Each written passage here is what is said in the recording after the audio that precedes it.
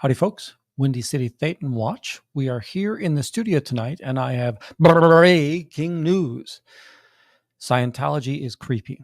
So we're going to hear another story about how Scientology is being disruptive to somebody's life. Tonight's story is brought to us from the Mirror in UK, and the people that are involved in this story are going to be British. Famous British people, both in TV. So they're the hosts of Love Is Blind in the UK. So let me go ahead and share some information. Well, before I do that, let me pull up our new intro. We won't let them take control. Guard the streets and guard your soul. When you see things in watch, standing tall, we won't be caught. No call gonna claim our town. In the breeze, we bring them down. Howdy, everybody. Tonight we're going to be talking about Matt Willis, and there's a story out of the Mirror in England, British. Up, 1 second. I am going to go close my door so you don't hear the train come by. 1 moment.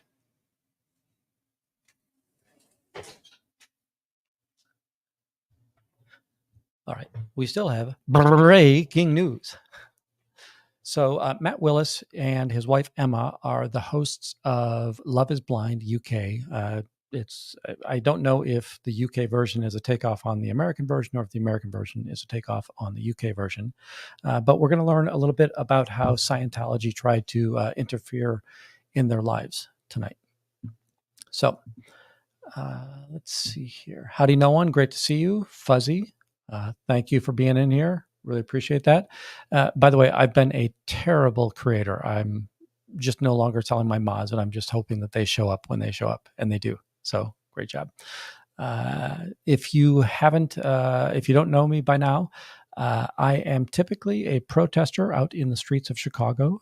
Down in Printers Row, there's a new org, Ideal Org, and one of the other things that I've been thrilled by is yesterday, Aaron Smith-Levin put out a short stating that he's got some contacts in Chicago, and the claim is there are no new Scientologists in Chicago. And I want to say, hey, I'm part of a group of protesters. We are not a group.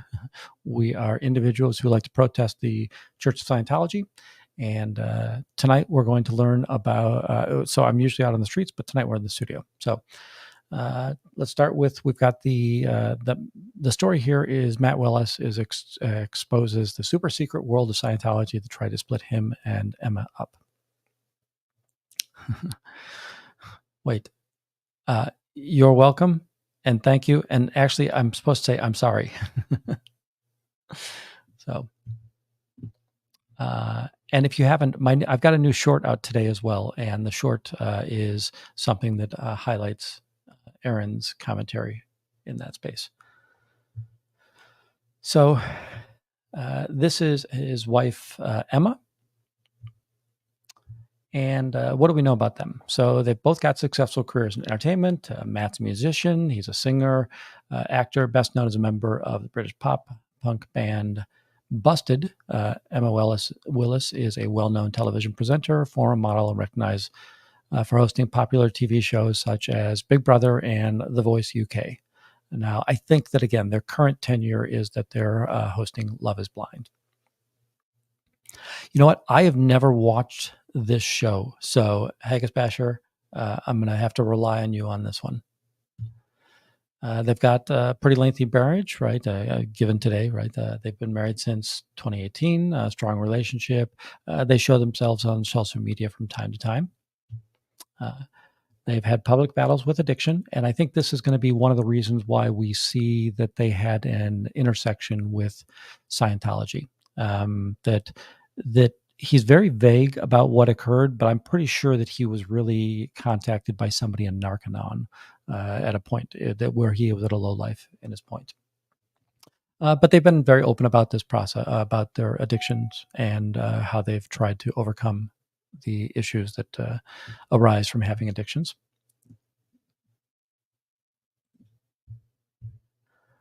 both fitness enthusiasts. So the running marathons is no small thing. So yeah, and by the way, this. You know what? I'm going to go through a couple of these comments real quick. Oop.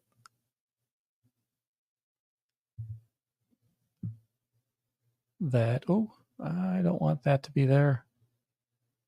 All right, I suck at being here in the studio, but we've got Haggis Basher telling us she's watched a lot of Big Brother and didn't know there was an involvement in F Scientos. But yes, there was. And I'll say it kind of intersects with a lot of the interactivity that I have with civilians who are being caught up in or ensnared in Scientology. And then Fuzzy's reminding us Love is Blind's premise, right? Singles try and fall in love with one another without ever seeing one another. You know, it's sort of like Married in 90 Seconds or 90-Minute Wedding or whatever that is. But there's a number of shows like this. Let's bring some people together and see if we can create a faux relationship in that space. Yes, and let's get over and support Haggis Basher, please. All right. Let me see if I can do this again. All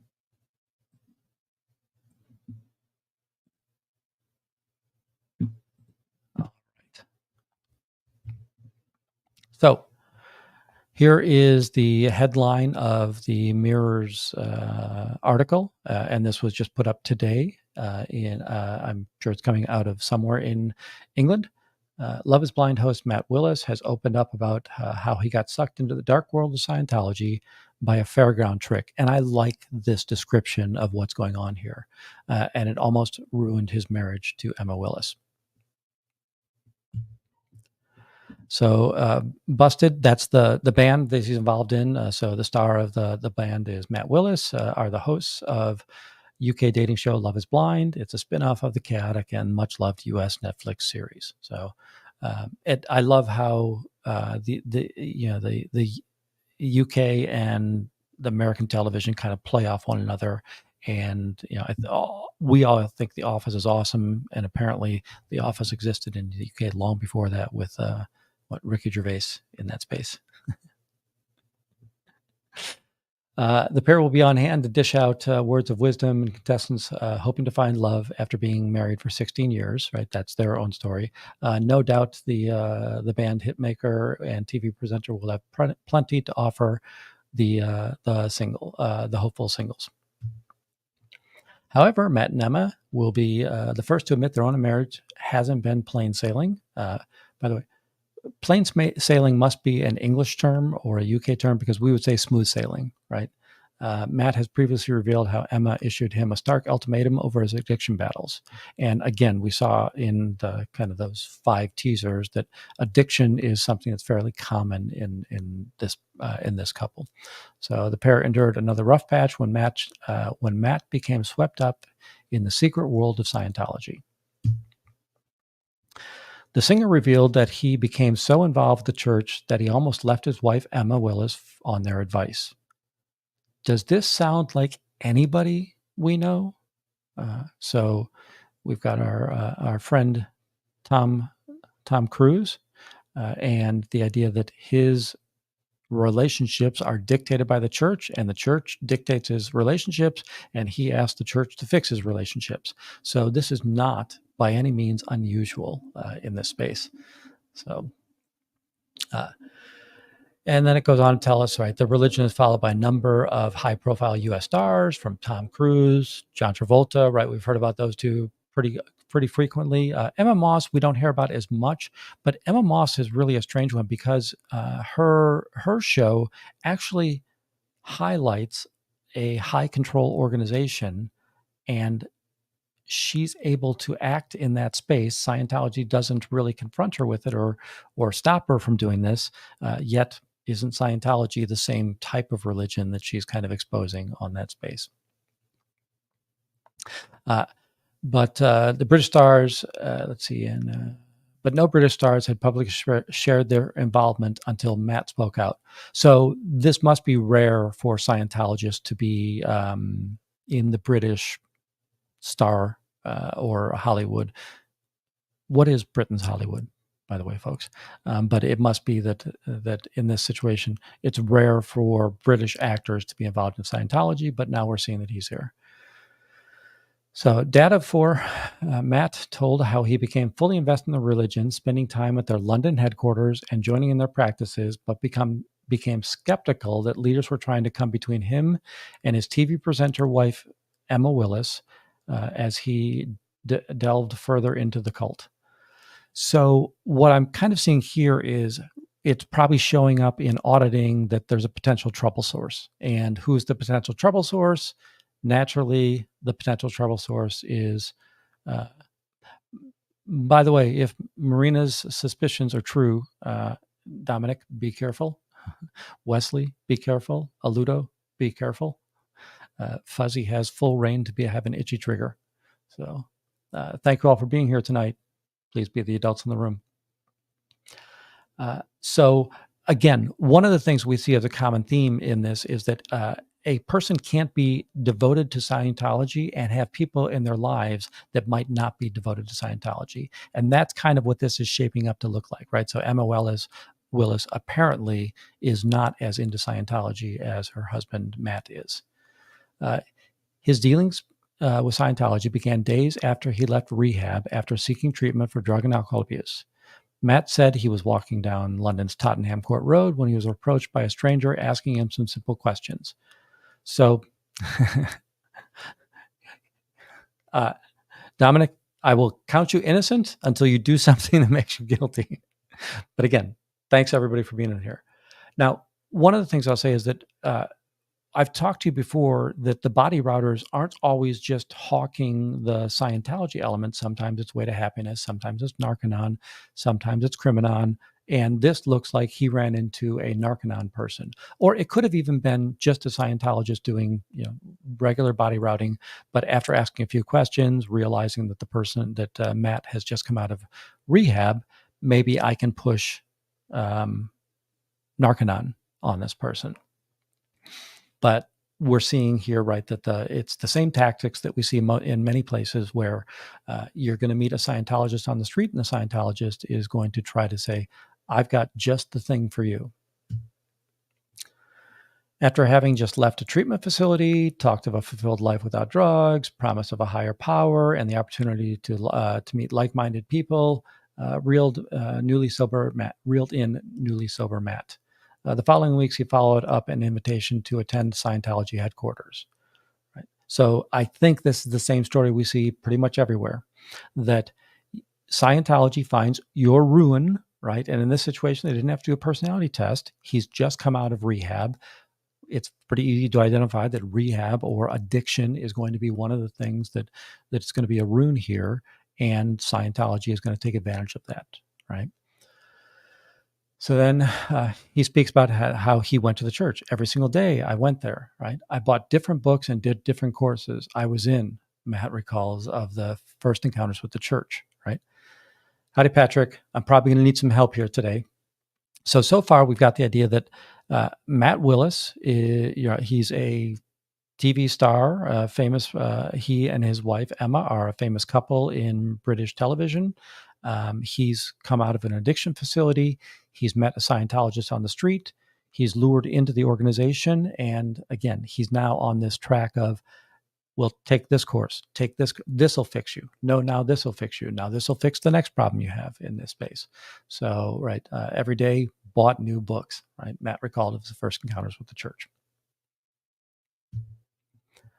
The star explained how he became fully invested in undergoing a Scientology process called auditing. Now, we're all fairly aware of what auditing is, right? But auditing is that mechanism where you sit with a person in Scientology who is an auditor, and they're going to try to get you to converse and tell secrets, find ruin, find elements where they can probe into your livelihood and try to figure out what are other things that they can do to help you out. But they're also, this is probably one of those places where they're finding out that, oh, I've got a wife and my wife isn't as into this Scientology, so she's PTS, right? So Now we have to figure out that, okay, hey, Matt, we want you in, but apparently your wife's going to be a detractor. So let's figure out if we can, separate or drive a wedge in here. Matt said he was instructed to hold onto something metal while being asked a series of questions. Anybody want to guess what Matt's describing right here? And I know there's a lag here, so I'm going to give you a couple of seconds to answer this. Right.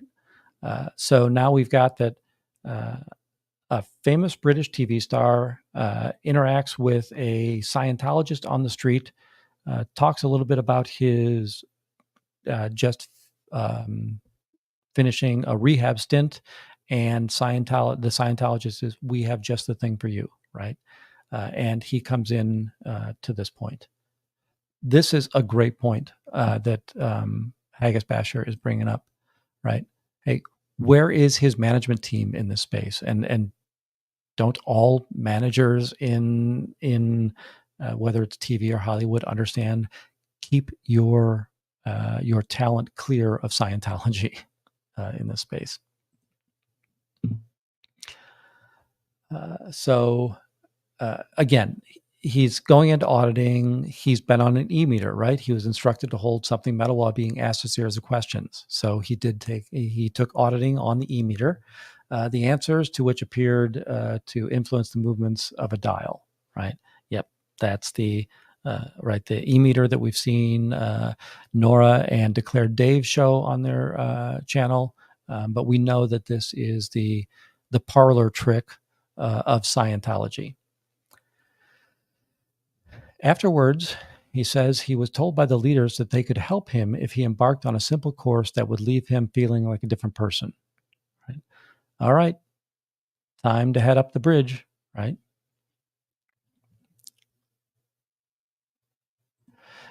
Fuzzy, I have to kind of connect some dots here. I can't tell you that it was explicitly Narconon that approached him on the street. It could have been a Scientologist understanding that Narconon is one of the other addressable elements, just like I can sell you Dianetics because I want to help you fix your mental health problems, right? Because it's modern mental health. But if you tell me that you've got a rehab problem or an addiction problem, I might present Narconon as a solution here instead of presenting something like Dianetics. Again, I'm a never in. Patrick might know more about this. No one's in here. Maybe no one can help us out there, but there are people far more intelligent than I am in this space. Right? But then he notes, I was an idiot who got hoodwinked by some guy with a fairground trick. And that's really what the e-meter is, right? It's the chicken on the hot plate at the fairground, right? Hey, I've got a dancing chicken. It's like, yeah, if you try to burn my chicken's feet, he's going to dance. So Matt said of the experience. As he made frequent visits to the center, Matt says he began to feel he was standing out from the pack in his casual clothes after observing other followers formally dressed and began showing up in a suit and tie. So I'm going to say never in, but my understanding of Scientology and with Chicago, he's talking about staff, org staff in this situation.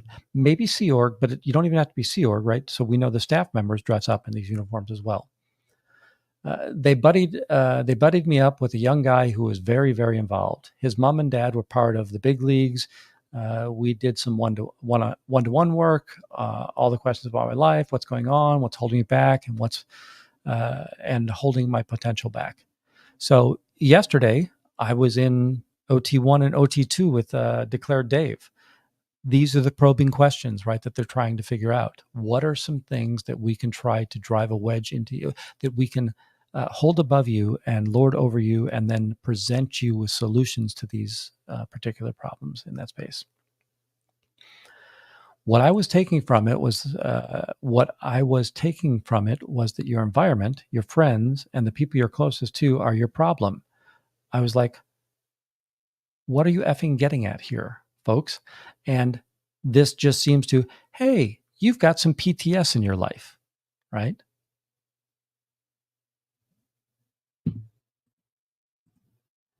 Yeah. Yeah. I think that a lot of people are victims in this space, and they think that Narconon is a useful course or a useful remedy in Scientology, and that they don't know the downsides of it and how fraudulent the Narconon process is. But I'm getting the impression that he was approached by a Scientologist, kind of given the Narconon track, but also that he's been taking auditing, and maybe he's doing some of those pre-clear elements or pre-clear audits, and they're trying to express to him that, hey, it's the people you associate with who aren't Scientologists, right? It's your wife who's not a Scientologist. It's the places you go, which isn't the Scientology org, that are causing your problems in life. Matt says the Scientologist warned him that there was someone in his life that was actually draining him. This just feels like how to discover PTS 101, right? The Busted Star, and again, Busted is the band that Matt is a part of, was told the negative force was usually the person closest to you, leading Matt to fear the leaders were trying to end his marriage with his beloved wife, Emma. We know that this is a tactic of Scientology, right? Now, I'm going to say that I'm a never in. I'm not telling you this, that Scientology has come at me, but every story that I've heard about Scientology, this looks exactly like what something that Scientology would do in the space, right? Uh, they fall for the lie with the, yeah. I love that, right?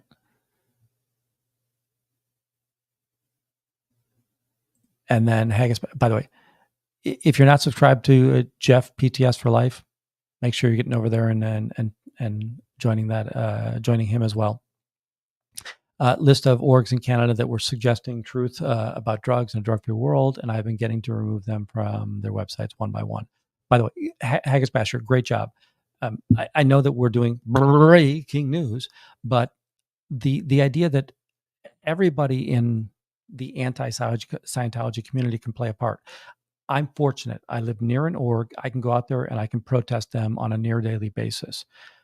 Haggis Basher is saying, you know what? I'm going to go take the paper trail and I'm going to go figure out who are the people that are authorizing this and go tell them that, by the way, you're endorsing Scientology and helping them to understand that they should remove that. So that's great news, Haggis Basher. Thank you. Let's see here. It wasn't long before an increasingly suspicious Matt felt adrift from other people in his life. He said he felt as though he had no family or friends because the only people close to him were the family and friends of Scientology. By the way, going back to Jeff PTS for Life, one of the first videos I saw from Jeff was the idea that the Scientology tactic is to strip your individuality and make you feel part of the group. And as you feel part of the group, you are so connected to it. The Borg, if you're uh, a Star Trek fan, I almost said Star Wars. Oh boy, I can't imagine how that would have lit up the boards. But the Borg, right? You will assimilate. You've got to be a part of the group. And without the group, when you're taken away from the group, you will die or you cannot exist. And that's this stripping of identity and replacing it with the necessity to be part of a group. That's exactly what we're here or what we're seeing right here, right? He had no family and friends, only the Church of Scientology, right? So he was only able to stay, or he was only able to identify with those around him in this space. And people ask me all the time, why do I protest Scientology? It's these very deceptive practices that get you to fall for things that you don't realize you're falling for. As Matt became more involved, he said the Scientologist didn't want him to leave, and when he raised concerns, other members were brought in to talk to him.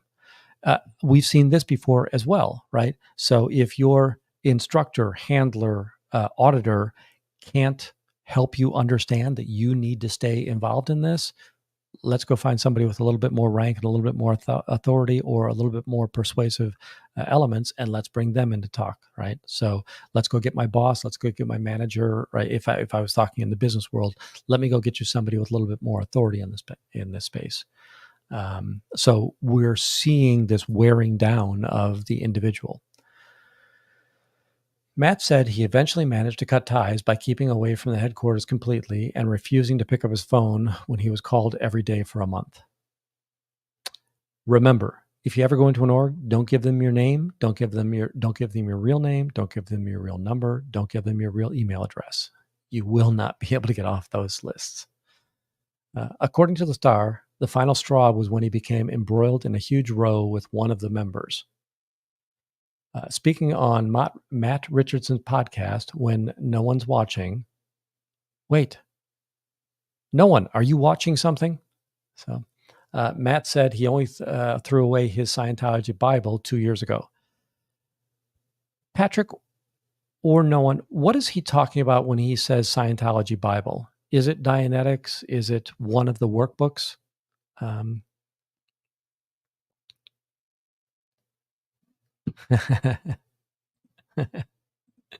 Yes.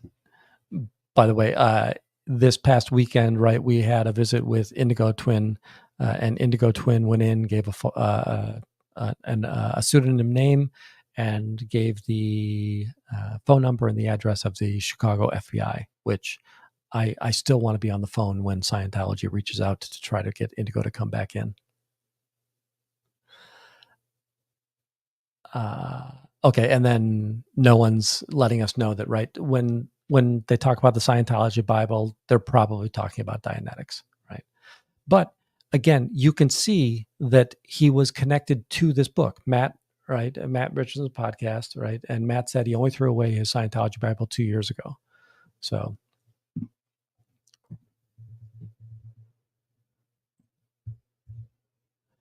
I was like, I'm going to effing read that one day. I tried to. It's effing enormous and really boring. I got about 8 pages in. It doesn't make any sense, he said. Now, I've read Dianetics.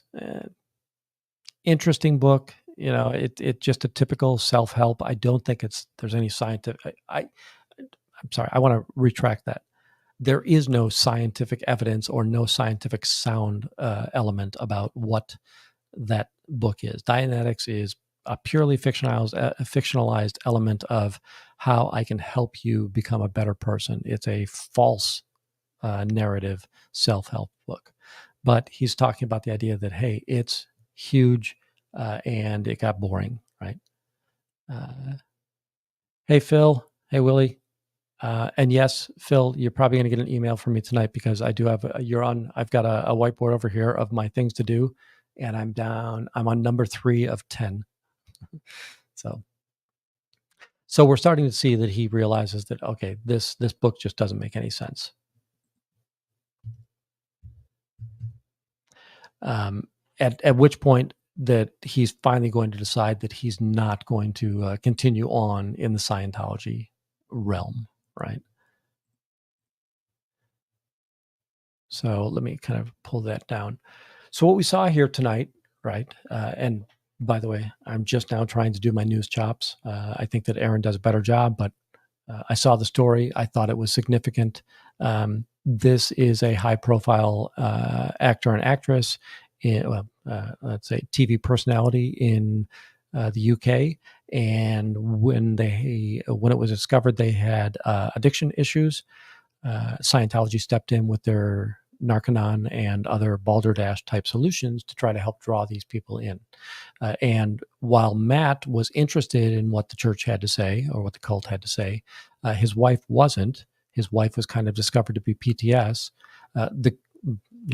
Kudos to Matt for realizing that, wait, I love my wife more than I love the idea of joining the Church of Scientology. So he was able to disconnect or winnow away his association with the Church of Scientology. So what we're seeing here is that it's a common practice and it's a rote practice on how they try to rope people in and try to disconnect you from anybody who's going to tell you that Scientology is a bad thing in this space. All right. That's all I've got on this story tonight. Any questions? Anything that we can chat about? I don't know if anybody saw what we were out there doing today. You know what? One thing I do want to try and do is I want to brag about Sorry, I'm going to bring up my channel and shorts.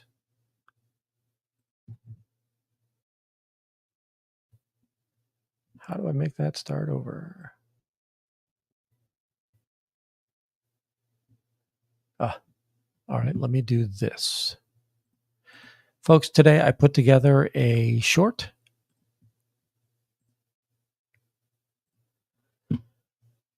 Let's see. And the people that I've been in touch with have said not a single brand new person has gotten into Scientology in Chicago since the grand opening of that building. Here we see a Scientology body router ambushing someone on the sidewalk. They will pass off a deceptive marketing flyer. In this case, it is for Dianetics. It's the cult of Scientology. The flyer hides the fact that it is from the cult of Scientology. So they won't tell you, but it's Scientology. As the man approaches me, I tell him the truth about what he's received. So Danny Masterson, 3 women. The 3 women couldn't come forward to the police. The church stopped him from coming forward. The Scientologist is annoyed that these simple truths defeat his work. Look up Lisa McPherson. This man will give up his flyer to me. Do you want that? Thank you. As he happily continues on about his day.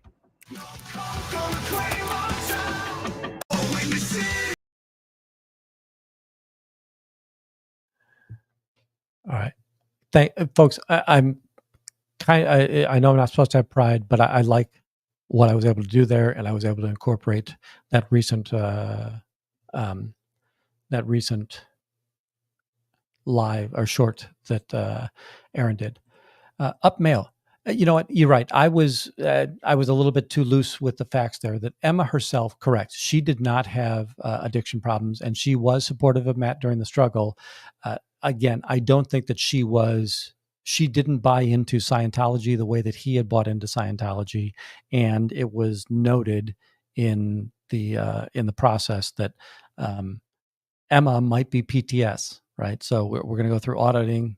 Scientology is now coming to the point to the point that, hey, Matt, you've got somebody in your life that could be causing a problem, and is probably the reason that you're not growing as a Scientologist.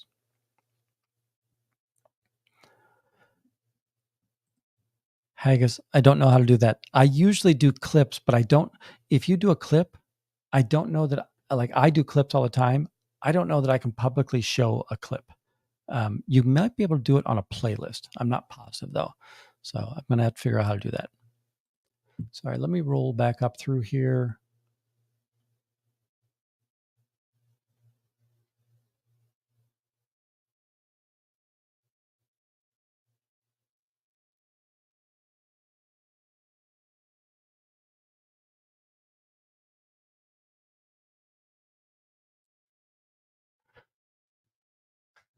All right. I don't know who Scientology is my rune. I don't know which channel that. Oh, you know what? No, I can't go to that. If I click on it here, I'll just show it on the chat. Folks, one of the things that I've always been trying to do is trying to share, and I don't mean this to sound arrogant. I don't have a massive platform, but I do want people to understand that with the platform I do have, I want to make sure that I can enable as many people as possible. We are going to have attrition in this anti-Scientology movement, and I want us to be able to promote as many channels as possible who want to be out there and either be on the streets or be behind the scenes, Haggis Basher, right? Contacting these websites to get them to remove Scientology type content. People who want to be activists in their community, right? I want us to be able to give as big a bullhorn as possible to any of those spaces. So you're probably noticing that we promote a heck of a lot of channels here. And the goal is that I want to grow the pie. I want there to be more people that are aware of the abusive nature of the cult of Scientology in this space.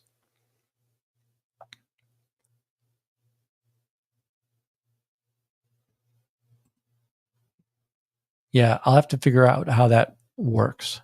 So I'm not overly sophisticated there. And then, yep, absolutely, we need to do some research. And Haggis Basher, and then we know the other. There's another Toronto, LA, and Toronto. I think Jeff has been there. I know that we've seen Phil go there. I don't know where Phil is based. Phil Jones and his wife are based, but I know that we've seen them there as well. So, yeah, I think this is important, and I don't know enough about the YouTube algorithm, but MD Media always putting out who's chatting, right, or who's live. So doing that, SBTV shows us that. If you have people in your community that you think would appreciate what I'm doing, what any other content provider is doing, share it, right? Let people know about this. It's that we want to grow this space. That people will get attracted to this for a while, and then people will lose favor with this in that space. So, what can we do to help attract more and more eyes to this element? Yeah.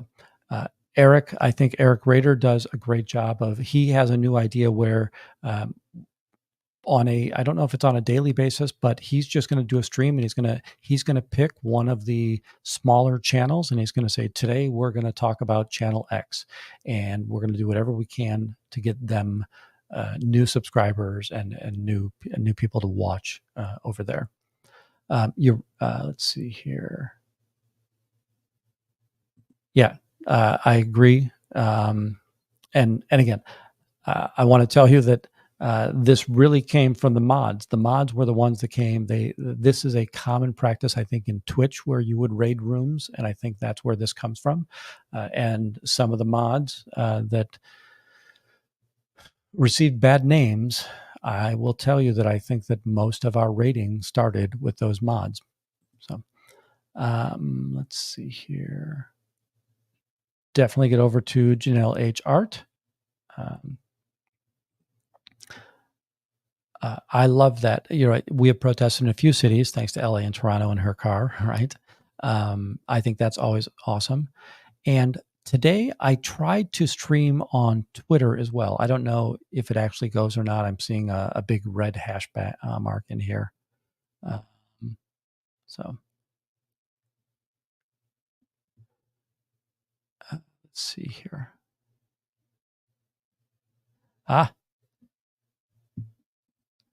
Cubs Champion, one of my favorites. Folks, if you're not subscribed to Cubs Champion, please make sure that you go over there and subscribe. Cubs was out there again today.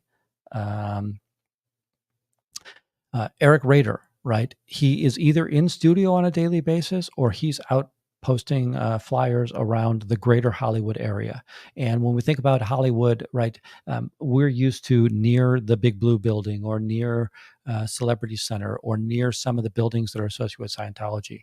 But Eric is casting a much broader net, and he's basically putting paper all over the greater Los Angeles area for the most part. Cubs did a great job tonight. Cubs is always out there on the street. Cubs and I have a very similar mannerism and effect on the people. He knows the people's names that he's protesting against. I hate that one of the people that's in Scientology is named Paul, because every once in a while Cubs will say Paul, and I'm like, is he talking to me? One of the Scientologists that Cubs always has an interaction with is named Paul. He's always looking around the area. That he's on foot, and he's moving back and forth, so he's not stationary. And by the way, I'm seldom stationary. And by the way, let's see here, it's not for any other reason than I just don't like standing still. So one of the things that I like to do is be moving about, and that's why I like running around with the body routers and trying to find out what's going on there. So, and if we think about, right, Eric is an ex-Scientologist. He actually suffered at the hands of this organization. I will say that, I've had conversations with Eric behind the scenes, that I know there are things that are challenging for him to watch or see or do, right? As an ex-Scientologist, the things like that Dave and I did last night, it's probably not overly appealing to them. That they don't want to watch Scientology occur again, right? Or they don't want to watch us demonstrate how Scientology. Plus, we probably don't do it as well as they're used to it. But I talked to Dave and I said, "Hey, Dave, I think that it's important that we show Never Ends what these archaic processes are and what OT1 and OT2 are, and let's talk about it without using the Scientology's shortcuts that are out there." So. But great job, Cubs. Thanks for playing through the pain.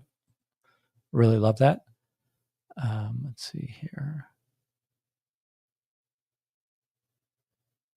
What else do we have in there?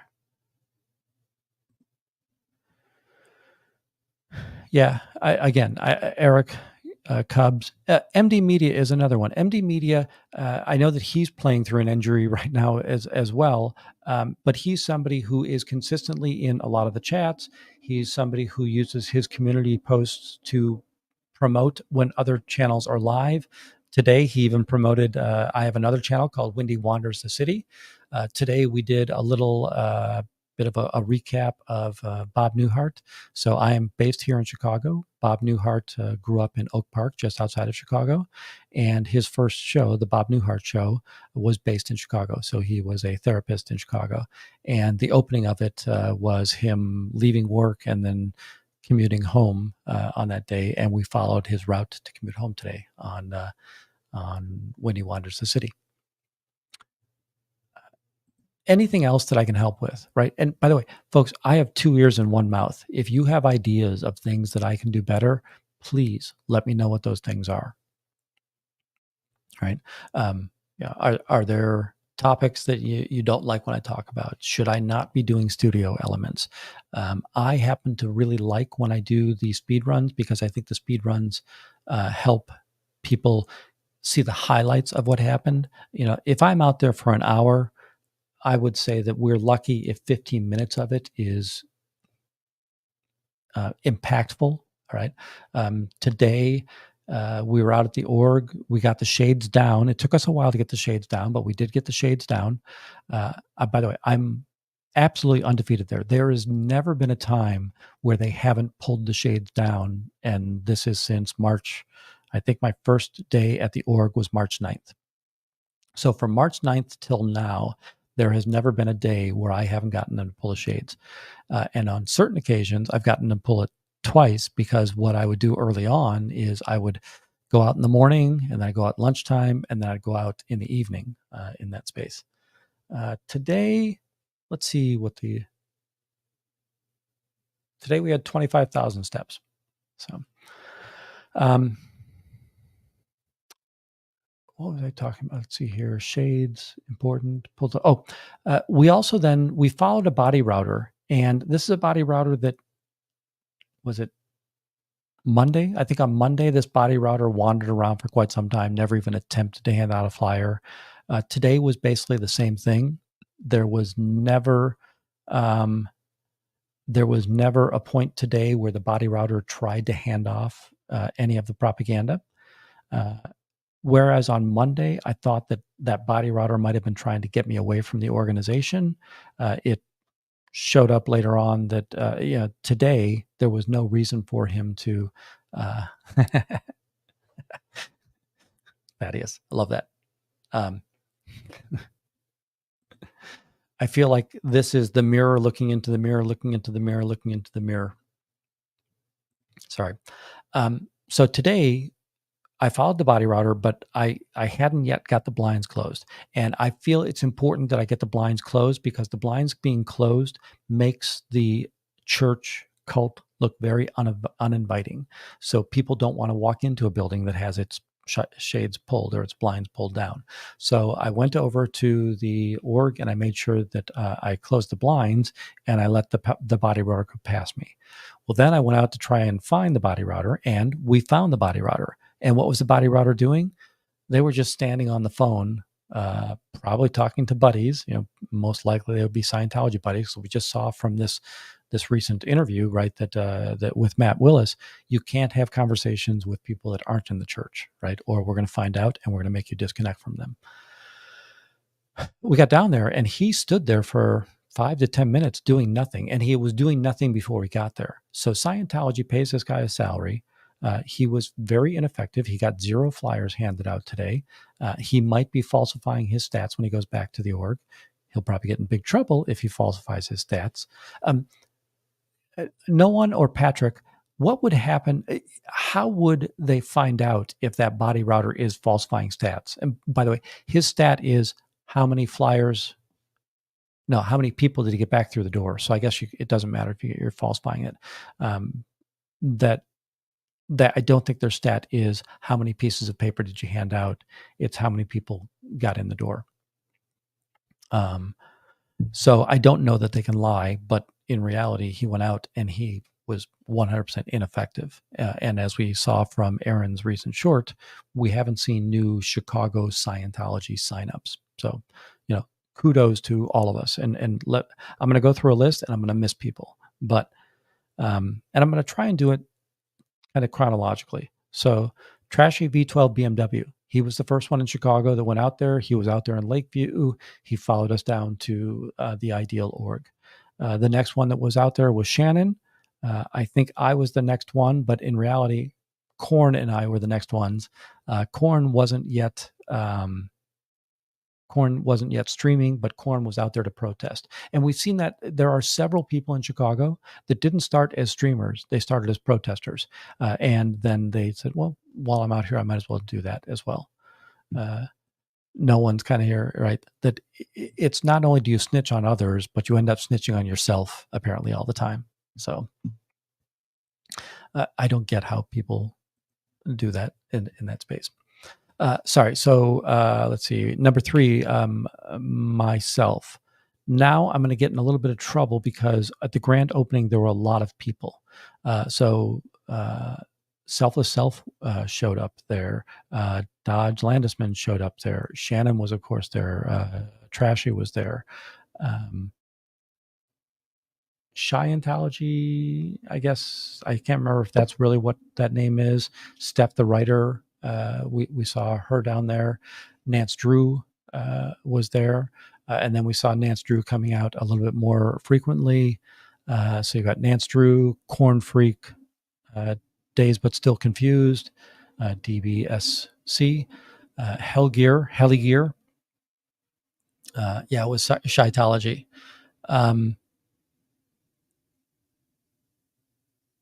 Yeah.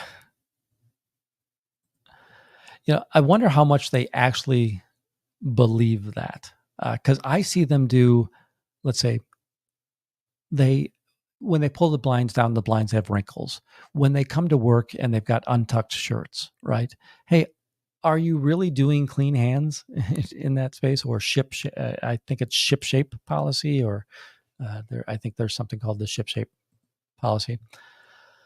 By the way, this means a lot. I really do. Whenever anybody is saying something anywhere in the neighborhood of what me and Taz is saying here, I'm so pleased as punch to know that what I'm doing is helping others. So really appreciate that. Yep. Thank you, Bridge. Leah and Danny were there. One of the things that was awesome about Leah and Danny is that Danny is standing at one end of the street and Leah standing at the other end of the street. There is a megaphone and plenty of speakers in the middle of the street. Danny can be heard on Leah's stream and Leah can be heard on Danny's stream. So, yep. Style Audit. Yep. Trashy. And then we later saw his dynamic duo severe reality adjustment, or SRA. Never in Nana. Darn it. Fuzzy's going to have to help me on this one. That Juanita has a channel TE something. Hey, Danny, how you doing? And I really do mean this, that one of the funnest things that I couldn't be here. I was in Tokyo, and by the way, I was up at 2:00 in the morning in Tokyo watching the Chicago audit going on, trying to text all of the people saying, "Hey, let's do this. Hey, let's do that." But when you could hear Danny's voice on Leah's live, and I'm telling you, it's two. So in Chicago, we call them hundreds of blocks. So from 5th Street to 7th Street is 200 blocks. That the distance between Danny and Leah was 200 blocks, or 2 full city blocks, and Leah was up in the air as well, because she had found high ground on the balcony. But yeah, yep, agreed. By the way, nice sunglasses. Love the profile. Love the sunglasses. Thank you, and I will never pronounce that correctly. Does that is there a translation of what that is? What that Spanish word is? Sorry. Let's continue on. We're talking about the people that are out protesting, right? Free Zuno Project, right? Free Zuno Project does not live in Chicago. Free Zuno Project comes from out of town and is here rather frequently. Corn Freak does not live in Chicago. She's from out of state. I'm sorry, Free Zuno Project's from out of state. Style Audit, right, recently has been showing up. That is awesome. Let's see here. Who else? What I'm basically saying is that there are probably 15 different channels, 15 to 20 different channels, and it's those 15 to 20 channels that have made the statement that there are no new Scientology. Oh, I have you in view. That's okay. Gotcha. That's that. Nice. I see you. Like that. Thanks. I need to learn how to speak Spanish, but that's one of the things that I think is great. I've had a great deal of luck talking to English speakers, and there have been 3 different occasions where I've had to use Google Translate. There was a group from Venezuela that was here, and I had to use Google Translate to help them understand that what they received was cultic propaganda, and they were able to give me that. They gave me that back. There have been a couple other times where out in front of the court, the immigration court last week, we saw that there were the people that I was following, the thin, black, tall, older male, and I was able to talk to some of the people there, but I had to use Google Translate. And when I always love it when somebody like looks through Google Translate, or they hear me say, by the way, that's a cult, and their eyes go like, a what? Right? What's going on here? That's what's going on here. We had an interaction this week. A guy had come out of Scientology. He had bought the Dianetics book. I let him know that, hey, by the way, that's a cult. Do you know they won't let women report crimes against them? And he goes, this organization? I said, yes. And I go, it's Scientology. He goes, this is Scientology? And he looks up and he sees a sign. Oh my gosh.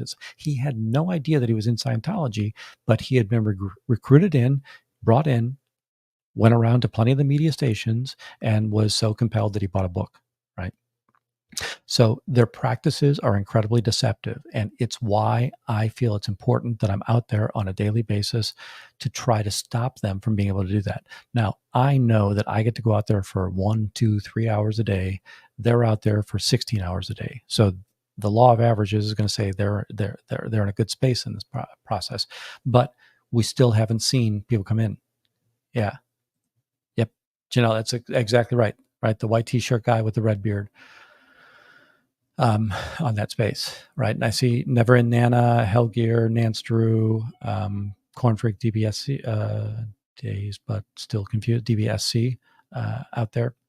And there are 3 or 4 Chicago Scientologists that are Chicago protesters that you don't know, because they don't want to be on camera. They don't want to be known. They just want to go out and they want to cause havoc for the Church of Scientology.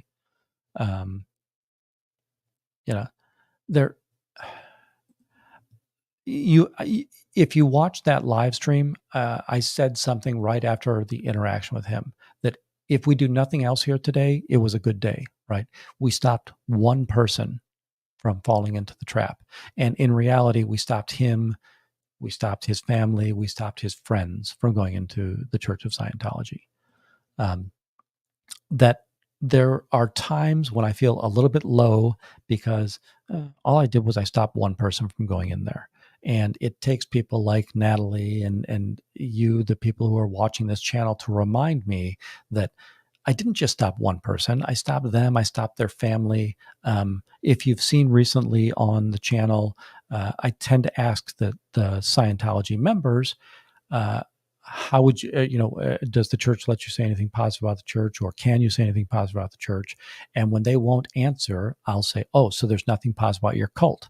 When I say that, you can see the ears perk up on all of the civilians that are walking by. Some of them turn around and they cheer and clap me and right on. And yesterday we saw the woman, or a couple of days ago, we saw the woman who kind of, yeah, right, great job.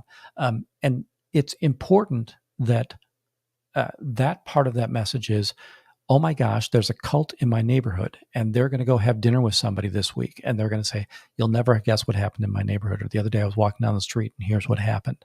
So I think it's important that we continue to do that kind of work in that space. So howdy, Helgear.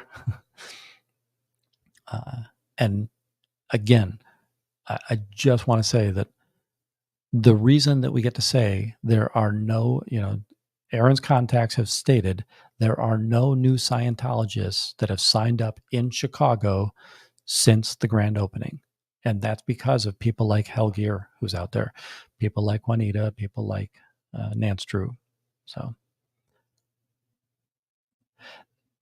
this is one of those questions that, oh boy, I watch a lot of SPTV or anti-Scientology in this space. And the idea that, hey, in your org, there's only 35 people. You're the third biggest city in the United States. There can't be 8 million Scientologists if there's only 150 orgs. You're in the third biggest city in the United States, and you've only got 35, 50, 70 people in your org. There's no way in the world that there are millions of Scientologists, right? There are 25,000 Scientologists, maybe 25,000.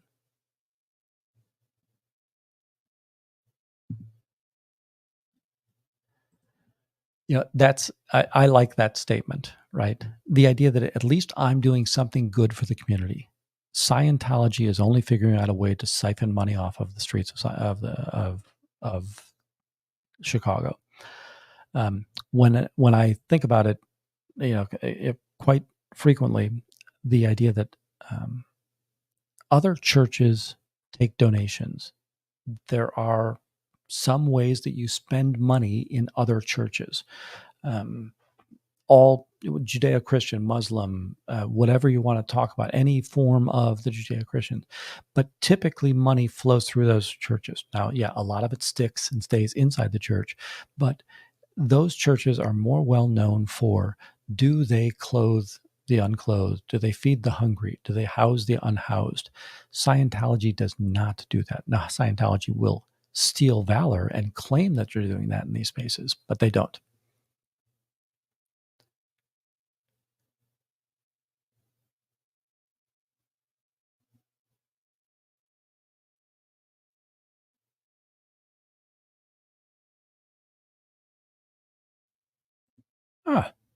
Look at that. Patrick Skinner not only telling us about how things work in Scientology, but how things work in YouTube. Thank you, Patrick.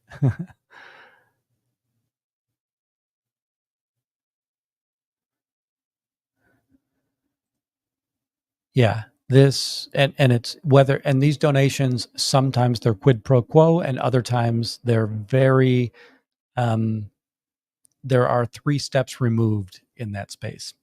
So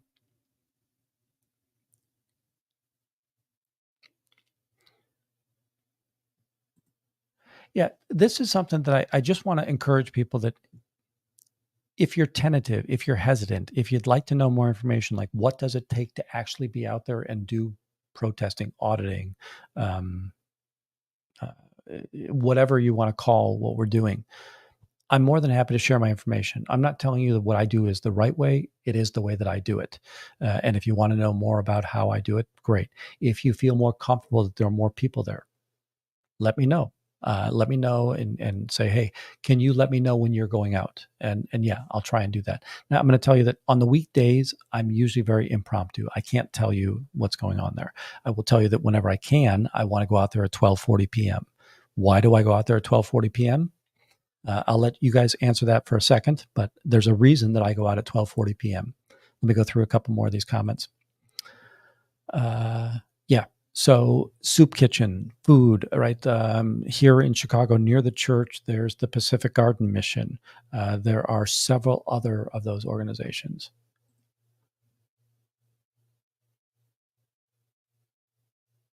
Yeah. So I'm going to still say, I don't think that those missions are well heeled either. I don't think there's 100 people piling into a living room in some house in Kansas City, in Chicago, in any city in Florida, that those missions are nowhere near as productive they used to be. Yeah, I've said this recently, that when L. Ron Hubbard was starting Scientology or getting Scientology off the ground, he came in at a good time. There was unrest in America. We had the Vietnam War, we had free love, we had the hippies, we had the counterculture, and people liked alternative ideas in regards to what was going on. So missions were good then. Scientology itself was good then. Missions fed Scientology. People wanted to be in Scientology because it was cool and it was in. That is not the way that Scientology works today. And so L. Ron Hubbard never minded about the idea that said, hey, if you want to quit Scientology, no problem, we'll give you money back, because he knew there was 10 other people that were going to join the next day. Today, that is not true, right? And by the way, hey, Auditing Scientology, thanks for being here. Let's get an Auditing Scientology link out there. Oh, never. Fuzzy's way ahead of me. I'm glad that Fuzzy runs my channel. She does not. I run the channel, just so we're all clear. There is no mod puppeteering going on here. But I really appreciate that Fuzzy can predict what I need to have happen.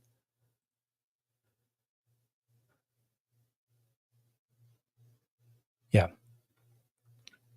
You know, I don't want to bash churches. I don't want to bash religion. You should be able to have beliefs that you want to have. I don't even mind the beliefs that Scientology has. I mind the crimes and abuses that they perpetrate and that they promote amongst their members, right? The fair game policy says you can lie and you can steal. Stealing is a crime. There is no place in the United States where stealing is not a crime. And it is a written doctrine in the Church of Scientology that if we need to fair game somebody, and I know they won't say it's fair gaming anymore, but the policy still stands, you can steal, you can obliterate somebody's life, but part of it is stealing. Obliterate is too vague, so legally you have nothing to stand on to say that I want to obliterate somebody. We know what obliterate means. But to say you can steal from somebody, now you're saying that you're promoting a crime. To be a charitable organization in the United States, you can't promote crimes.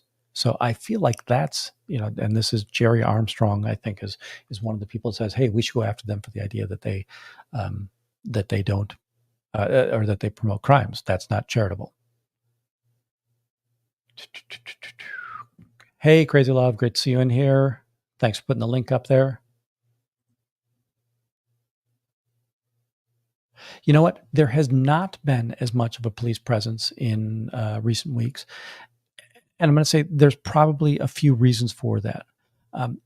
I don't chalk because I prefer to wander around, right? So chalk was one of the reasons that brought people in. Now on weekends, maybe I'll get back to chalking where I'm going to be there for 8 hours or something like that. But when I've only got an hour, I can't really do chalk. And there's been a lower amount of protesters out there, right? And so Nance Drew can't come to the org right now because of the legal matters that are in front of her. She's basically, it's not a TRO, but in fact, it is in essence, it's a TRO. So she can't be out there. Many of the people that I suggested, right, they don't live in the city center, so it's very hard for them to get to the org. So there's not as many people out there, and that probably doesn't bring the police. And I also do think that the police are getting a little bit tired of the stupidity of the reason they're getting called out.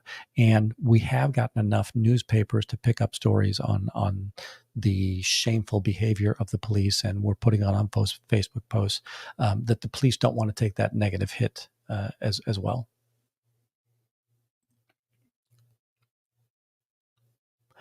Okay, I've been to Wichita.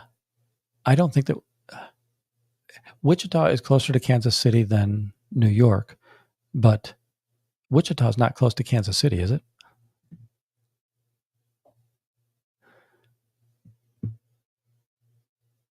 Yeah. So not only do they promote crimes, they cover up crimes, right? And they actually do illegal activity. It is illegal for you to move somebody out of a jurisdiction if you know they've done a crime. You are abetting after the fact, right? You're I can't remember if it's abetting. You're helping the criminal after the fact, right?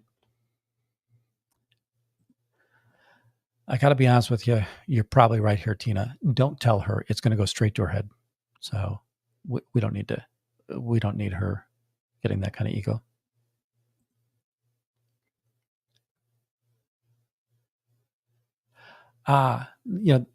That's probably true as well, right? Now, I still feel that back in the mission days that there was a positive momentum of membership in those spaces. Yeah, Tina, this is one of the articles that I have because it's so easy to identify with. This is one of the articles that I have on the business card. So I'm not sure if you're, let's see if we can do this. So, right, we've got the business cards that show znu.net, and then the scan code takes you to several articles on the website. Chase Wave is one that I put up there because it's so easily understandable and identifiable. For those of you that don't know, there was a time when Scientology, having all of the information of all of its members and all of the people that were Sea Org and otherwise, they would sign up for credit cards, Chase credit cards in that situation. They would run those cards up to the max, and then they would just default on them. So Chase eventually got to the point where they wouldn't accept any other credit cards from a Flagland base or the California. I don't know what they call the pack. I guess it's pack base. If your address was in that range, Chase wouldn't accept the credit card. And I think it's the LA there's also less of a presence, but I would say that the protest presence in LA has died down dramatically, right? And I don't think there are as many aggressive protesters. Maybe that I don't know if that's the right term, and I don't mean to cast aspersions on anybody who protests. I'm a fan of you, but the ones that are the most vocal, I don't think that they're showing up. Who's going to call the police on Tory Magoo? But by the way, Tory Magoo is the most dangerous person out there on the street. If I was Scientology, Tory Magoo is the person I'm most afraid of because she is such a good connector. She's such a good communicator, and she understands how Scientology works and how to connect with those people. Howdy, Audit LA. Audit LA. We were talking about earlier, right? Haggis Basher, right? That what she did is she tried to figure out ways that she could get the Narcanon type systems delisted from websites because the websites probably didn't know that it was a Scientology associate. Audit LA, I love that Audit LA goes out on the street. And by the way, it's hard for her to go out on the street. Remember when she was in front of La Poubelle as well as the Blue Buildings, but she's in the city council and she's making it very hard on the politicians. She's challenging the politicians to be able to, with a straight face, say, to continue to coddle Scientology. So kudos to you, Audit LA. Right? Yeah. Okay. 180 miles. Yeah. So that's not next door.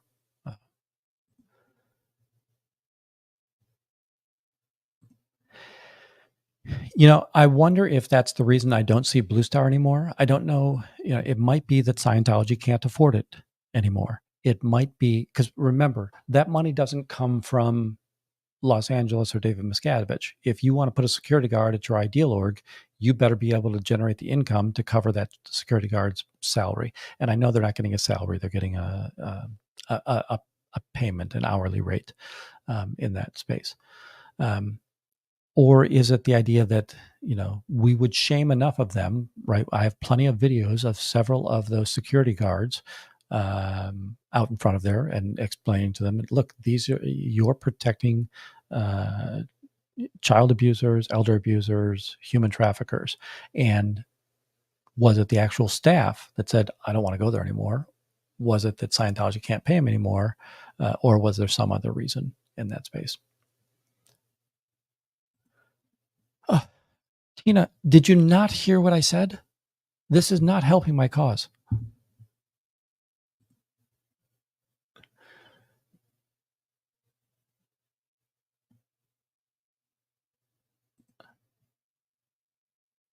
I know one man who did indeed attempt to make a call against Tory last Saturday night. And then I like this. Yeah, he enjoyed his on hold to jail. Hello, L. Ron Liar. By the way, just to rankle his shorts, I do like to call him L. Ron Pantsifier. Most of the Goat. Why do I not know that name? Do I need to go sub someplace? I don't recognize most of the Goat.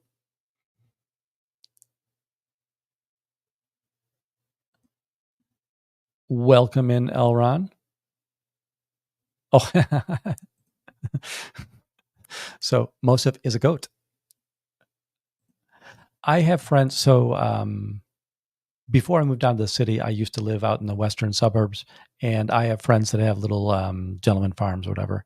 One of my better friends, they have, I don't know what their real name is, but they're called panic goats. And these goats, if you make a loud noise, the goat will, fainting goats, these goats will just roll over, which is awesome. So if the goats get out of their pen and maybe they start running towards the road or something, you just smack two pie tins together and the goats faint, they fall over, you go collect your goats and you bring them back home. Yes, if you're coming in from El Ron and you're not somebody who has liked or subscribed me, I feel sad, but please like and or subscribe me. Share this. Howdy, MD Media. Great to see you. We've gotten on a riff today. We did start the show off with talking about Matt Willis and his wife, Emma Willis, and they are British TV stars. And he had addiction problems. He fell in with Scientology, most likely Narconon, but it could have been any form of street routing there. He started taking some auditing. As he was going through the auditing, it was being picked up that his wife, Emma, was not somebody who was cool with him being in Scientology. And, Mr. Pantsifier, thank you so much, that it was not cool to Emma that Matt was in Scientology. So Scientology encouraged him to disconnect or figure out a way to get rid of these people that had a negative influence on him. And thankfully, love won, and he chose his wife over the Church of Scientology. I cannot see who was gifted from our friend L. Ron Liar, but if you did, and please say thank you. This is one of the things that I feel bad when I tell you to say thank you, because when I was a kid, if my mom would buy us an ice cream cone, my dad would say, well, tell your mom to say thank you, or tell your mom thank you for that. And it's like, if you tell me to say thank you, it doesn't sound like I'm thankful for it. But Elron Liar, thank you so much for the memberships. Hopefully that all of you people that have received it, now you'll start using those icons or emojis. Tina, thank you. I can't, unless I'm watching YouTube itself, I can't see who got the gift. So, howdy, TCD.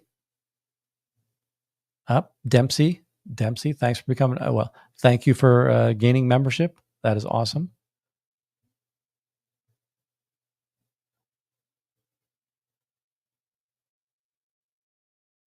Yeah, MD Media. He does look. MD Media is consistent. MD Media, as I said earlier, always putting posts on his community page. Lisa's live, Larry's live, Fred's live. Let's go over there, right?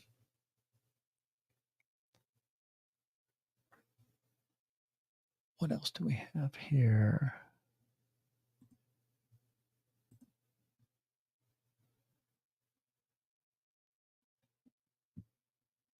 Let me do this real quick.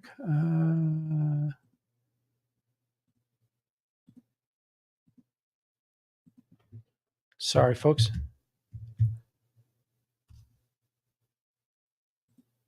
I want to brag again. This is a terrible thing to do, but I'm going to.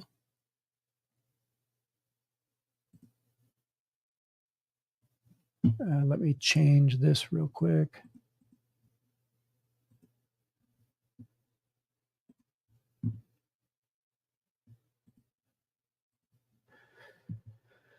Folks, I put out a new short today, and I want to be able to show it to you all.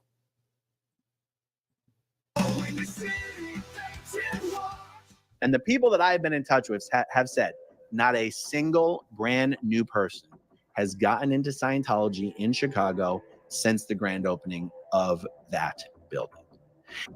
Here we see a Scientology body router ambushing someone on the sidewalk. They will pass off a deceptive marketing flyer. In this case, it is for Dianetics. It's the cult of Scientology. The flyer hides the fact that it is from the cult of Scientology. So they won't tell you, but it's Scientology. As the man approaches me, I tell him the truth about what he's received. So Danny Masterson, 3 women. The 3 women couldn't come forward to the police. The church stopped him from coming forward. The Scientologist is annoyed that these simple truths defeat his work. Look up Lisa McPherson. This man will give up his flyer to me. Do you want that? Thank you. As he happily continues on about his day.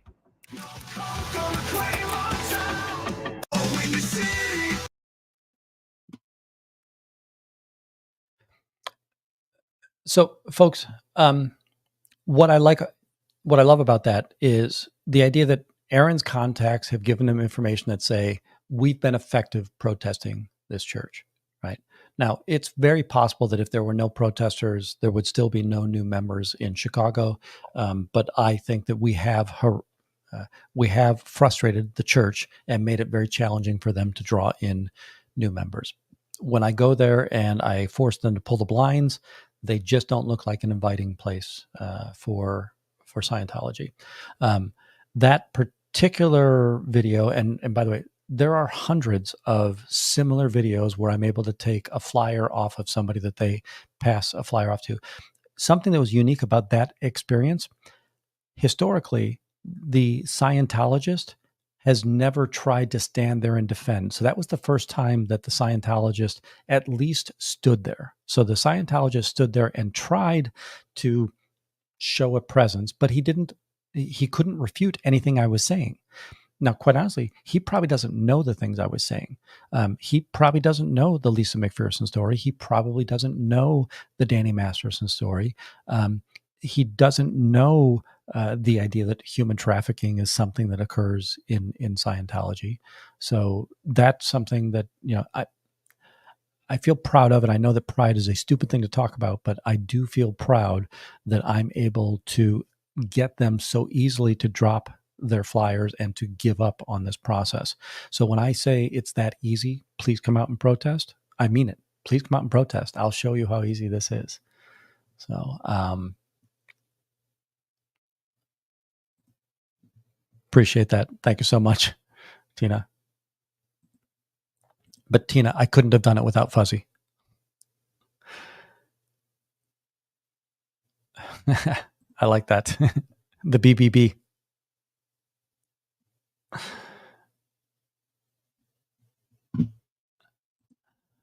All right. Oh, it's not until I brought him up. Right. I like that. I like the emojis you've got there, Patrick. Thank you. Yeah, I do think that, right? That they need new people. And when they can't get new people, I feel like they're like stymied. What do I do? Right? What's the possible thing that I can do here? Well, hello, Mama Opal, and congratulations. No one appropriate, and by the and fuzzy, right? That is the proper use of the got 'em emoji. I love when I get that.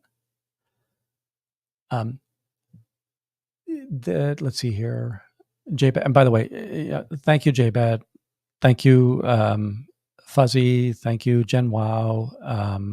Thank you, all of the mods who keep on helping promote me and supporting me in what I'm doing. Today, and by the way, I have another channel, Windy Wanders the City, and I don't know how many of you know, but there used to be a fella, Bob Newhart, and he was a Chicagoan.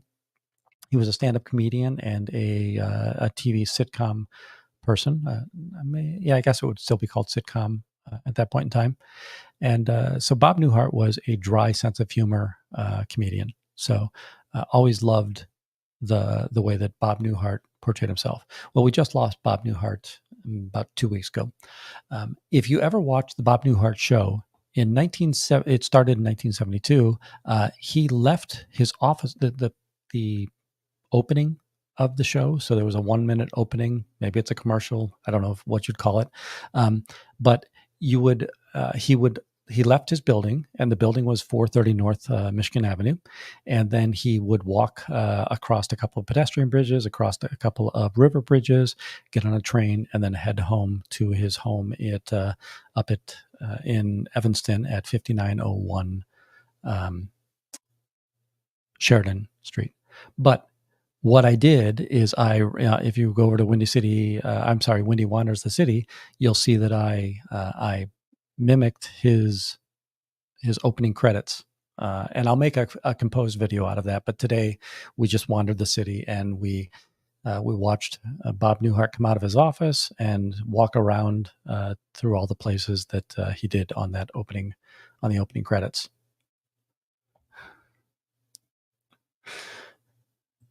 Do we need to get you bigger eyes, Style Audit? By the way, folks, Style Audit was out there today.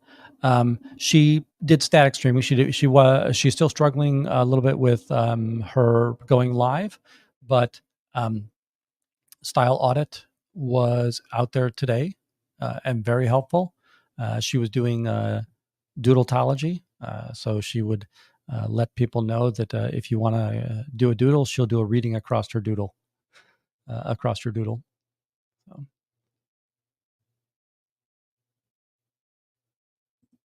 Yeah, I will tell you that I got a note from one of my mods that her and JBat are going to work up some new emojis for us here on the channel.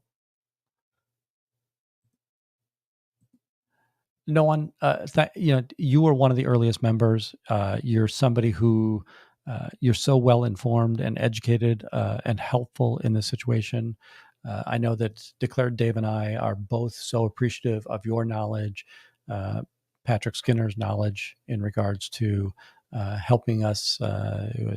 Dave will say helps us do our cramming for when we screw up on our understanding. You're able to so nicely, right? We never feel like we're being attacked because we've said something wrong, but really appreciate the help that you've given both the channels. So thank you so much in that space. That her and Patrick Skinner, you'll see them across many channels, and they're very well informed.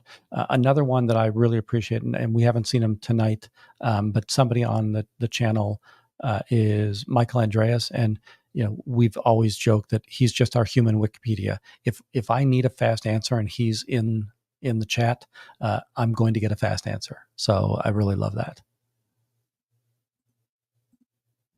Anna, welcome. I appreciate that. Welcome to the Windy Watchers. So, all right.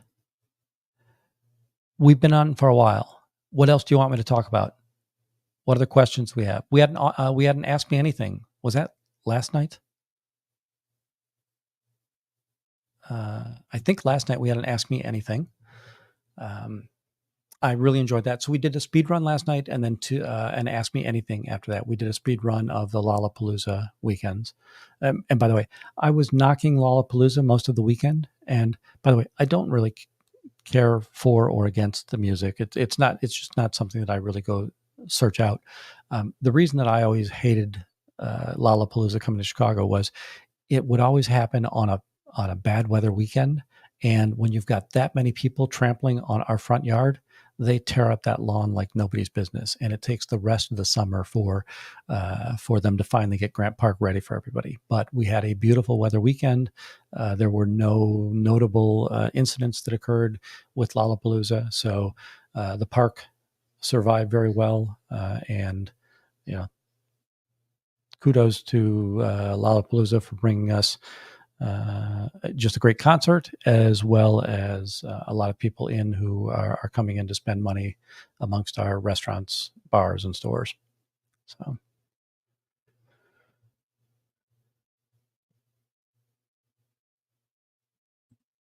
yeah, I forget where in the orgs you were, but if we think about that, and I know that there was a fellow down in St. Louis, and he held a certain rank in Scientology, so he had an incredible amount of knowledge in certain spaces. Nora being both celebrity center and a word clearer, so she's got some skills that are better than some, and in other places she might not be as strong as. Right? You've got the Claires and Mike Rinder, right? And I understand that they're lightning rods there, but I'm going to still say, as long as they're against this they're anti-Scientology, I'm on their side in that space. But them being executive leaders, right? Their perspective is different, and it's important that we have many of these people. One of the things that I worry about is a lot of the people that we see in most of these channels, they've been out for 20 years. So the news and the information that we get from a lot of them, it's maybe stale or dated, right? So who are the new people leaving? And by the way, there are new people leaving. There are plenty of people that want to say Aftermath and SPTV Foundation are fraudulent and they're not doing anything positive. When somebody leaves Scientology, SPTV Foundation for sure, and I think that Aftermath has gotten better about it because they used to exploit a little bit about, they would use those stories for their own self-promotion. But when somebody leaves Scientology, they need to get over the trauma of what they just left. And many of them still have family connections, right? So they can't tell all at that point in time. And many of them don't want to. They need to recover. They need to heal in that space. We should just be happy, thankful they're out. We may have donated money to Aftermath or to SPTV Foundation, and it's not our privilege to know who was helped and how many people were helped. It is important that we know that people do continue to be helped, and I believe that over time, those people will come forward as they become more comfortable being on the outside of Scientology, right? So just show a little bit of grace and compassion about the idea that there are people who, to administer a foundation where you're taking in money and then delivering it back out, trying to vet the people you're giving it out to, it takes calories, right? There's energy that's burned in that space, and nobody's making money on that, right? I know that there are plenty of theories that, oh my gosh, everybody, they're just sucking that money and doing stuff with it. And again, cool. You can have any theory you want to, but they are helping people, and there are people coming out. And I have been in contact with people who are out. I know that others have told me stories about people that are out, and I have no reason not to trust those people. But yeah, let's let those people that are leaving Scientology heal. Let's let them manage their family relationships as they need to manage their family relationships in that space. So, show a little grace is all I'm saying in that space.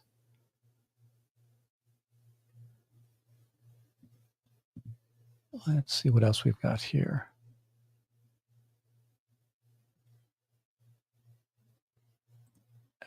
I agree. One of and by the way, I don't have the circle correct or the cycle correct, but without the former Scientologists helping educate me and helping me confront, and by the way, I expect that it's similar for other people who are protesting, never-ins especially, who are protesting.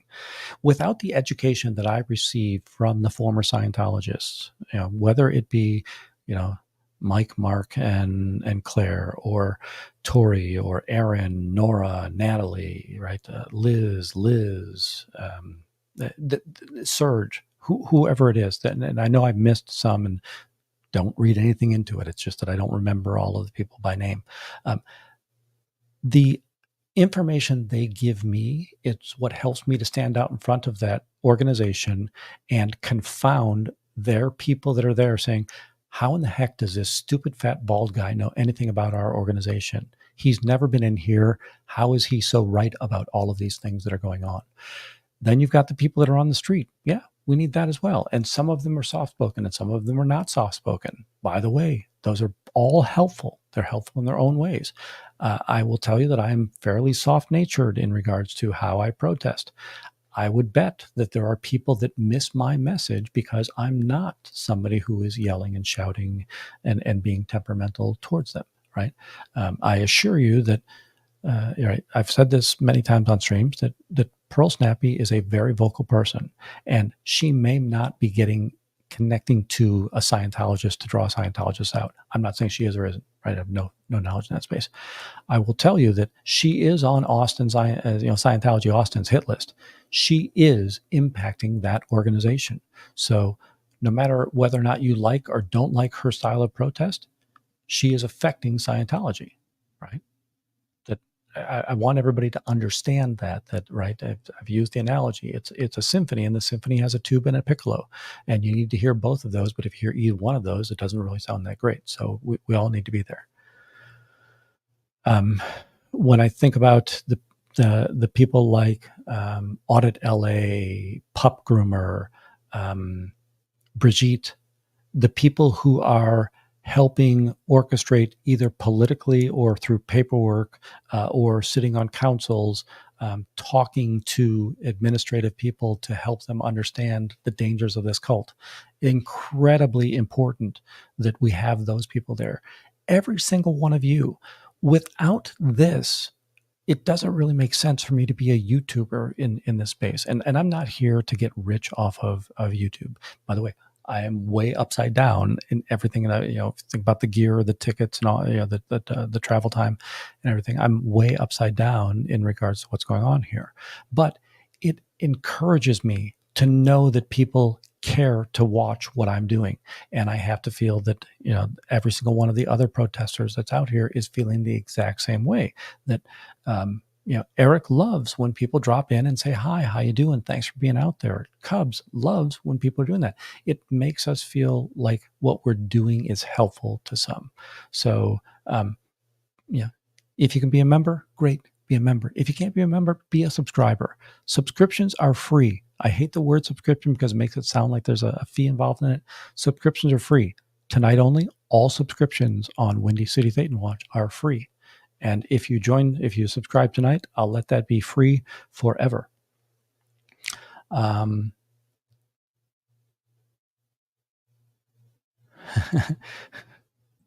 a good point, right? Thank you, Martha. Right, it does take, you should have the bassoon and the contrabassoon, right? And with the exception of the word team, because people might take that to mean that we're organized, but we are all people that have a common purpose. We all have a desire to do the same thing. And we're not overly organized or a loose collaboration of people who want to do whatever we can to harm the Church of Scientology, right? At the end of the day, we want to end the Church of Scientology. I do not have that any kind of misperception that says, oh, you know what? They'll probably be gone by Friday, right? It's going to take a long time. And I think that getting rid of the tax exemption is a huge item. I don't know how to do that. And I'm not really willing to invest in how do I figure out how to get rid of their tax exempt status. I do know how to make it very hard for them to recruit new people. And if they don't have new blood, eventually all of these people drop the body, right? And there's a theory that they may come back as a new life clear. I don't remember what that's called, but right, the idea that if you're a certified past life clear, great, but without them finding those past life clears, this church can't grow, right? So,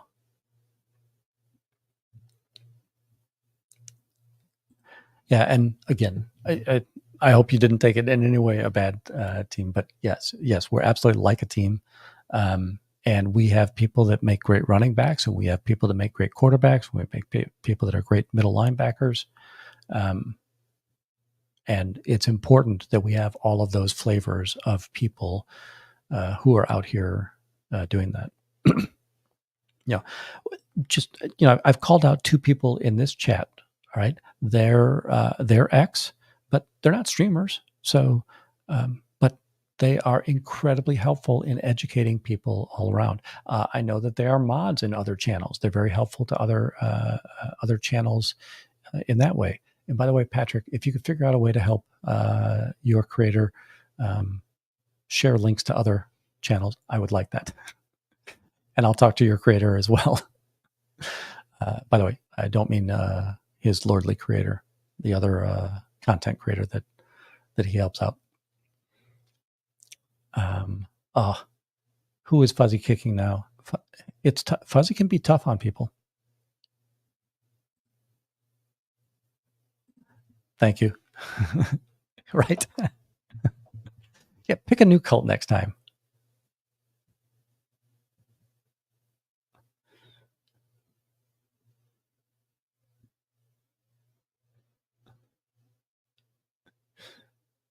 What else do we have there? All right.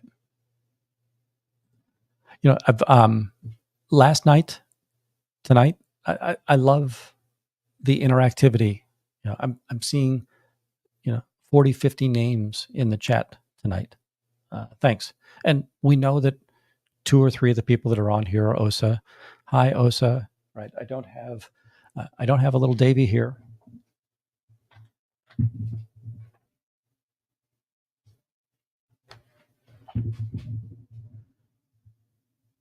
But I do have a mini streets. So, hey, Osa, what's up? And Osa, if you need a closer look, here's the scan code for you. Oh, I don't know. That's going too well.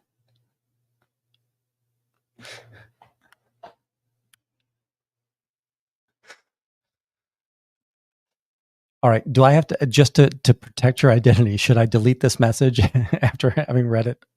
Thank you, Not Today. I appreciate that. And by the way, the rest of Not Today, Thetan. Oh, that's right. Thank you, TCD. It's Midwest Streets. So this was a gift from our friend Declared Dave.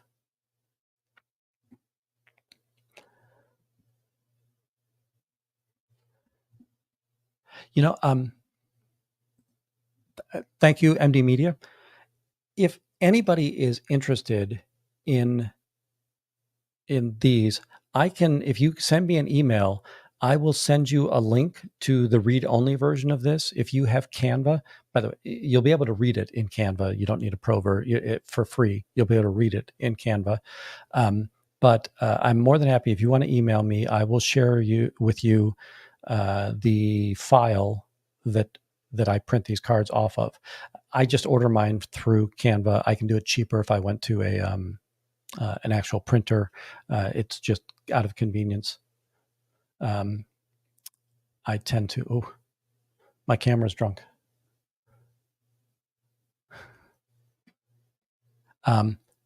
Just out of convenience, I do that through Canva itself. Right.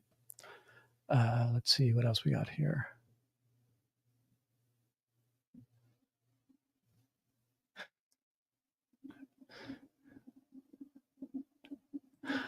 Oh, sure. You come in and become a member, and then you make fun of us.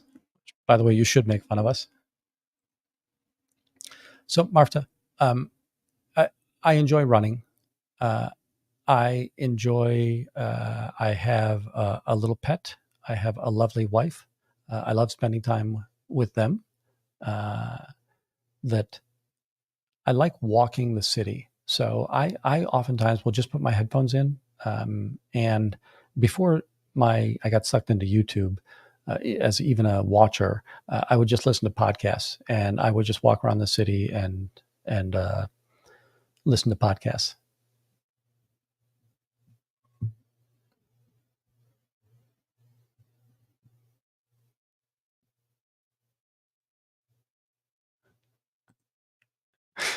Very nice, Tina. What channel? Oh, I think it might have been Dave last night as well. But the idea that if you ever listen to a past life clear, or everybody was famous, right? That nobody was Lisa down the street. Nobody was Fred the mechanic when they were past life clear. They were Mahatma Gandhi. They were Mao Zedong. They were L. Ron Hubbard. They were Christ. They were Peter. They were John the Baptist, right? Oh, sorry.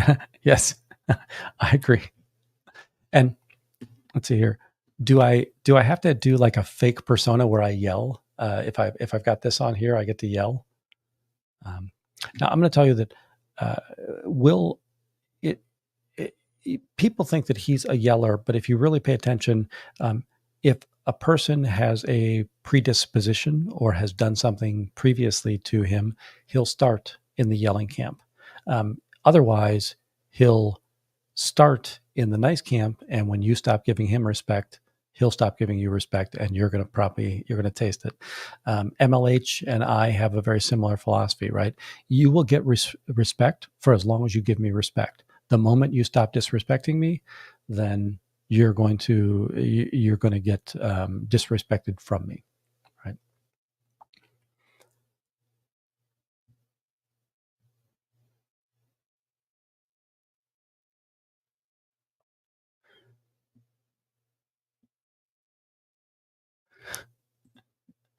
Howdy, Confident Chris.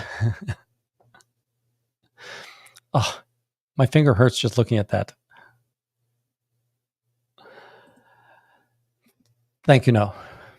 You know what? I don't know if you also know that Will also, part of his Streets LA channel was in Los Angeles. They have robots that do food delivery and other stupid tasks, and he'll rant against the robots, and those are some of the most hilarious videos you'll ever watch. And it's times like you watch that, it's like, I think we have to take Streets in for a 5150. The robot won this battle.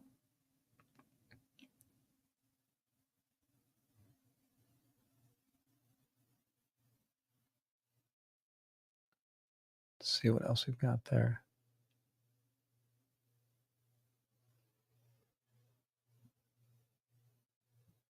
Oh, so it's a separate channel? Okay, Robots LA. That's awesome. That is just another wormhole, right? YouTube is just full of all of these wormholes that we've got going on. All right, folks. I've held you here long enough. I really appreciate that you've been here. Thank you. These chats are so much more enjoyable to me when we have conversation. And I know that you guys aren't actually literally talking to me, but I like when we have an active chat.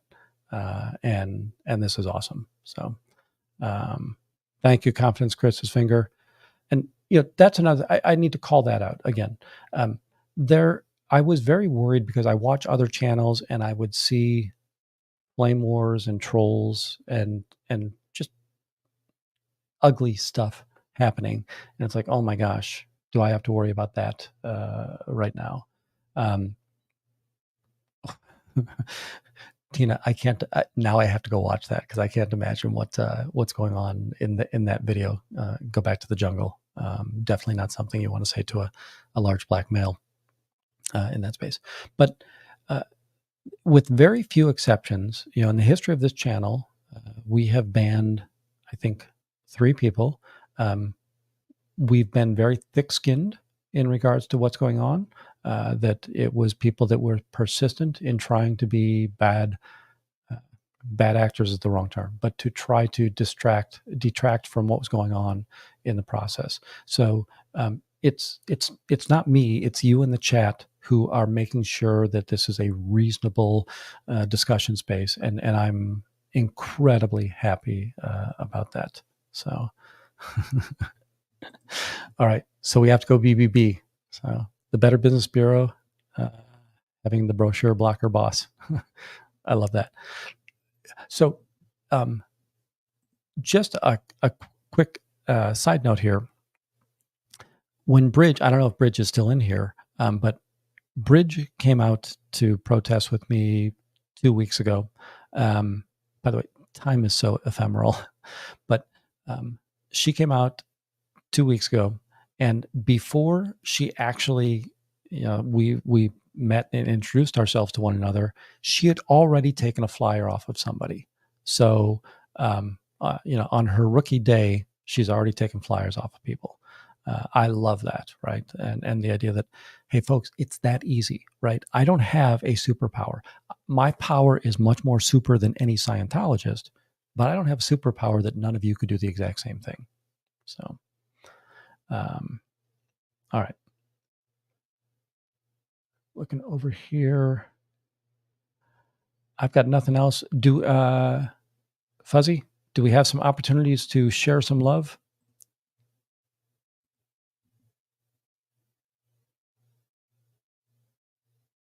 Oh, Cubs is still out there. That's amazing. All right. Let's go over to Hey Carrie Ann. I don't know if Carrie Ann, she was just under 1,000. If you're over there and you find out that you're not subscribed to her, please go subscribe to Hey Carrie Ann. Get her over that 1,000. She's got the hours, but get her that 1,000 so that she can start taking Scientology's money for advertising as well. All right, everybody. I am going to play you out with our new intro music. Thank you all. Stay tuned. Make sure you're subscribed. Ring that bell. We'll probably be going live a couple of more times this week. Thanks, everybody.